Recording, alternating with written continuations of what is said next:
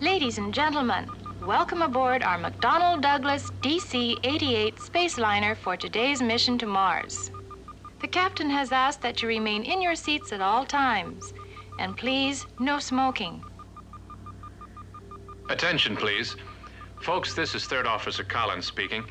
I'm your tour guide today, and I'll be telling you about what's going on during the trip. Right now, we're on final countdown, and you can watch our liftoff on the lower screen in your cabin. I'll speak to you again after we're in space. Mission Control, this is Mars 295, ready for departure. 295, roger. Countdown is go at T-minus 5, 4, 3, 2, 1. Ignition.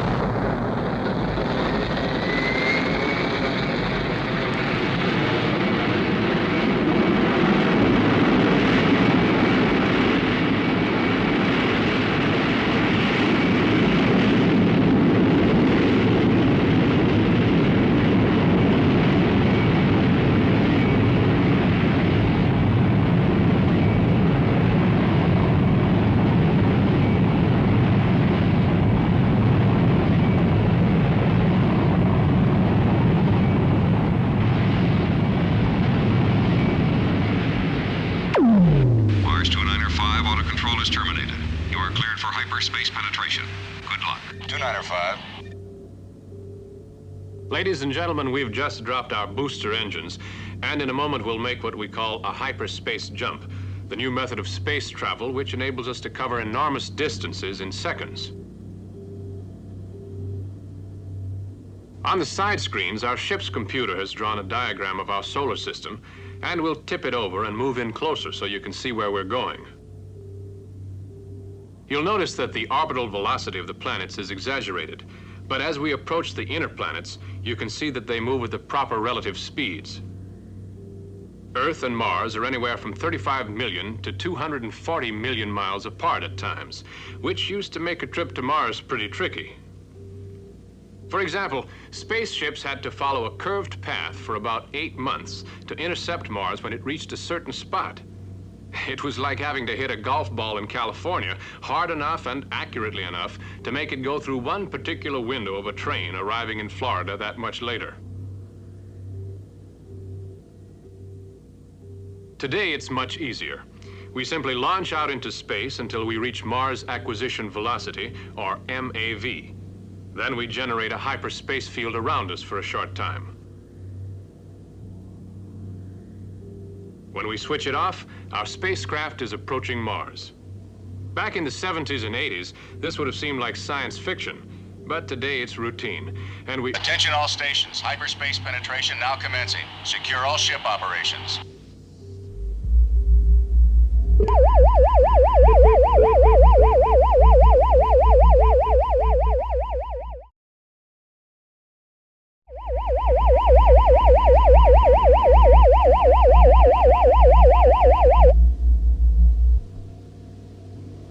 All stations, we are now in normal space mode. Resume all operations. Well, folks, a hyperspace jump is always interesting, to say the least. But we're back in the real universe again, and on the upper screen you can see Mars as it actually appears close up. The dark markings were once thought to be vegetation, but they're actually just large areas where rocky surface material has been swept clear of topsoil by high winds. Mars does have a very thin atmosphere, but it contains no oxygen. There's no liquid water at all, and temperatures are far below zero over most of the planet. Attention all stations, outer lock is now open. Stand by to launch camera drones.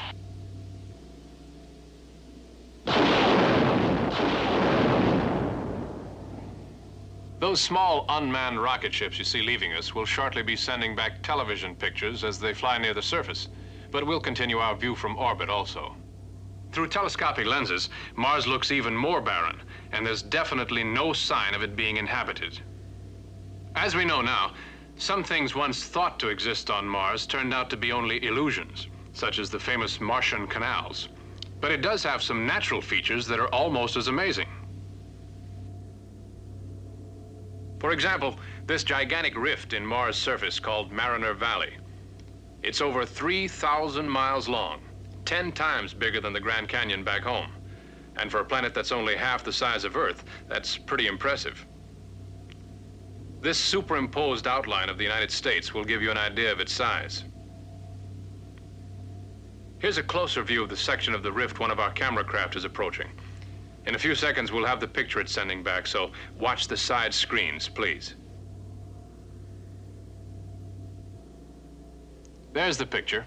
Our camera ship is down in the rift now. Seen this close, it looks quite Earth-like, but it's hard to get the scale of things. The wall there is almost 4 miles high, and the floor is about 50 miles across at this point. Even those branch canyons you see are 6 or 7 miles wide and go back as much as 100 miles from the main rift. This is no little canal by any means. On the upper screen, we're switching to what is literally the high point of Mars, Olympus Mons, the biggest volcano in the whole universe, as far as we know now. It's 370 miles wide at the base and over 75,000 feet high at the top. 2.5 times more than Mount Everest, the highest point on Earth.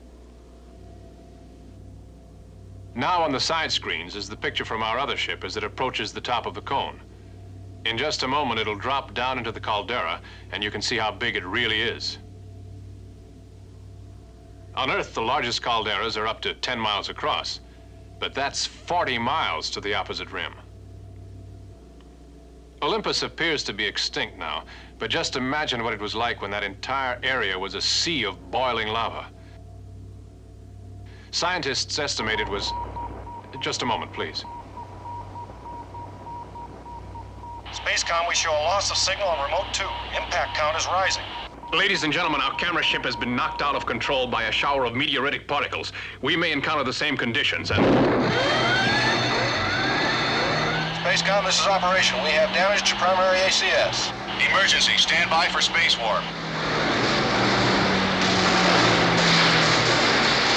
Ladies and gentlemen, we're returning to Earth immediately. Be prepared for another space jump.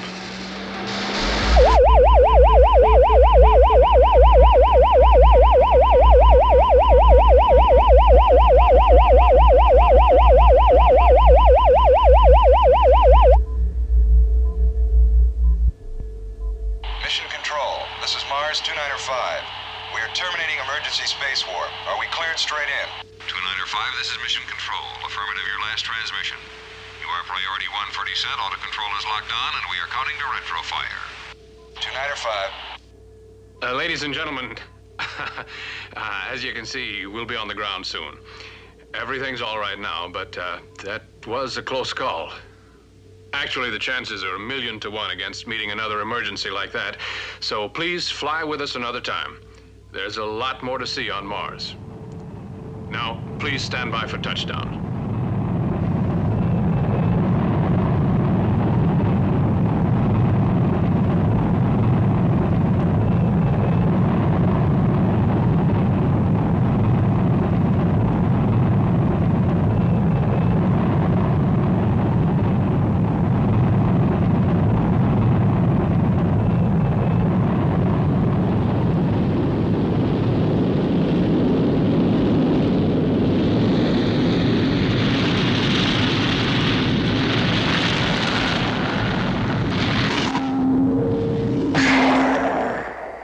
Ladies and gentlemen, the outer locks are now open and you may leave the spacecraft.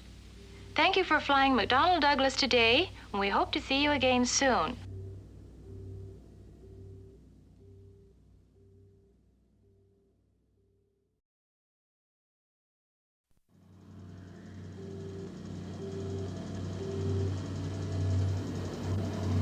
Ladies and gentlemen, may I have your attention, please? When we leave this area in a moment, be sure to take along all your belongings, including your imagination. Our mission to Mars takes place sometime in the future when a sightseeing trip to the Red Planet is an everyday adventure. When you enter, please use all 3 aisles. Keep your group together and move as far toward the end as you can.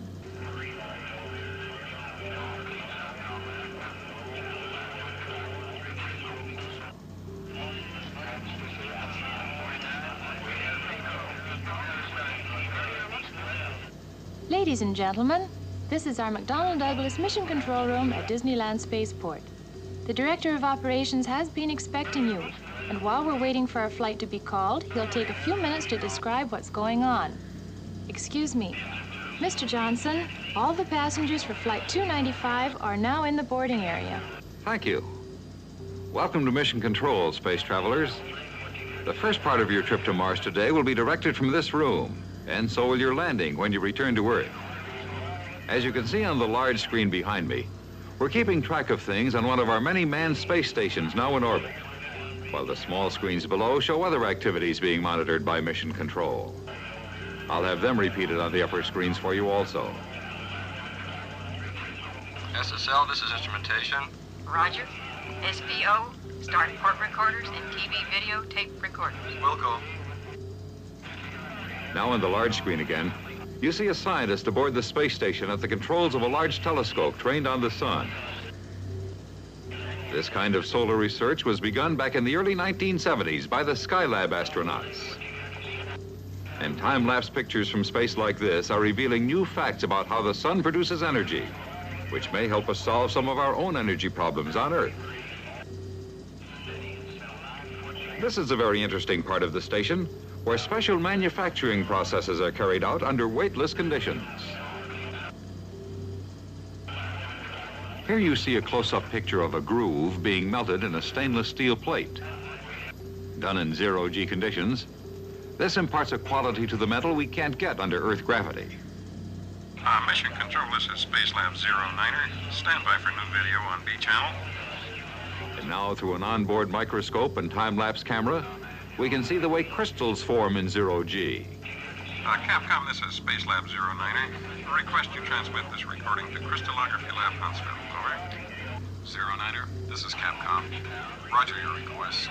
Relay coming up will be via Goldstone. Capcom out. 09er out. These space-grown crystals are so pure that they're going to bring revolutionary advances in electronics, which will benefit every one of us. In fact, they're so... Attention. Clear all channels for possible emergency re-entry. Oh, no, not again. Stand by. Video signal coming in on all channels. Just as I thought. Somehow, this silly bird trips the emergency system every time he comes in. And I think he knows the laugh's on us. Oh, Mr. Johnson, would you show us what it's like for people in zero gravity? That's very interesting. Of course, just a moment. Patch us into Skylab Video Net, please. Roger, Mission Control. Now, there you see how easy it is to get from one place to another. You simply float through the air. That takes some getting used to. But zero-G has other advantages, too. Like this, for example. One man can easily handle heavy pieces of scientific equipment that he couldn't even move under normal gravity. Astronauts quickly adapt to zero-G, but over extended periods, regular exercise is absolutely vital. Here are some off-duty crew members working out in the station gymnasium. This is JSC Medical. MX leads are now being monitored on channel 27. For this exercise period, all ECGs normal. Heart rate, 120 plus. It's fun, but it isn't always as easy as it looks, as you can see.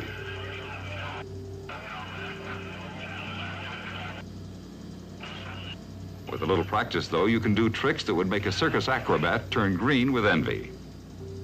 All personnel switch to channel number 2 for status check. Port communication status is go. Global net status is go. Instrumentation. Instrumentation, go. Propulsion. Disneyland Flight 295 to Mars is now ready for boarding at gate number 3. Go. SPO. Go. Now on the large monitor, you can see your spacecraft waiting on the launch pad. Countdown is in progress and all systems are go. Have a good flight. Thank you, Mr. Johnson. Ladies and gentlemen, please follow me to the boarding gate.